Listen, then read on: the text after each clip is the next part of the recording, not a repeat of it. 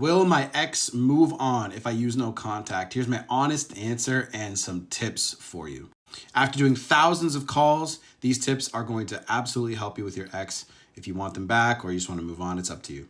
So, one of the biggest fears about no contact is the idea that your ex is going to completely move on and stay silent and just forget about you. Before I continue though, if you need a call with me, just go to my bio and you'll see it there.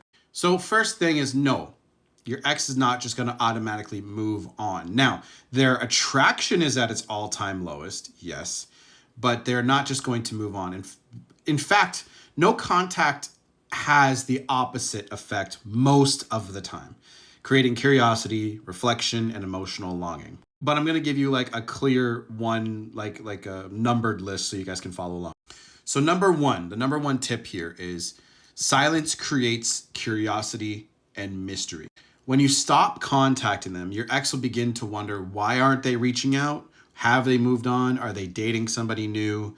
This curiosity naturally draws them towards you emotionally rather than pushing away. And this is extremely important because if you have this idea that your ex is just going to move on without you, you're completely ignoring the fact that you guys have history and that you have all these things that actually will pull them towards you. And this leads into my next point, which is absence triggers nostalgia. So this is point number 2. Nostalgia is probably the most important part of understanding a breakup because this is actually what brings people together, brings people back to you. And if you guys imagine it like a bucket, okay? So if the bucket is this big and you end up filling it up slowly as the relationship goes on, as soon as it starts to spill over, they want distance. And if you imagine attraction like a spectrum, 0, 100, and then in the middle, 50, as soon as it goes to this side of that spectrum, they want distance and they'll push you away every single time. There is no unique situation that this falls outside of. This is how the human emotions work when it comes to relationships, and this is the conditional part of a relationship. So nostalgia is going to help bring that attraction back over to this side of the spectrum. So if you use time and silence to enhance positive memories, this will reduce the negative emotions. As long as there's no new conflicts, your ex will begin to remember the good times leading to emotional longing. So the most important thing to do is to work on whatever caused the issue in the first place, but I'll get to that later. Number 3 is jealousy and fear of loss start to actually increase. When your ex sees you thriving without them, jealousy and fear set in. This fear often motivates them to reconsider their decision rather than fully move on.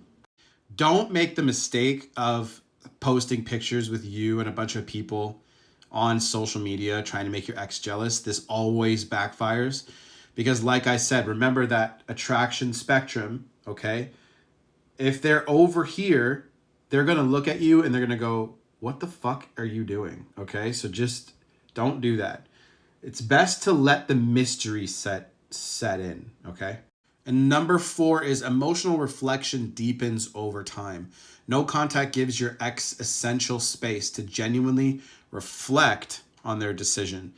And they often realize the mistakes and regret it later on. So when might your ex actually move on during no contact? Well, let's get into that.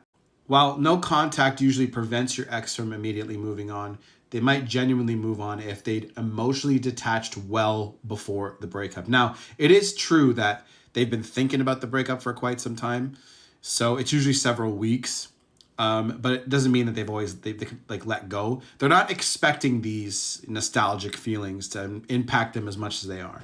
The next point is they're deeply committed to somebody new long term. That happens, but it's rare. The breakup was driven by fundamental incompatibilities.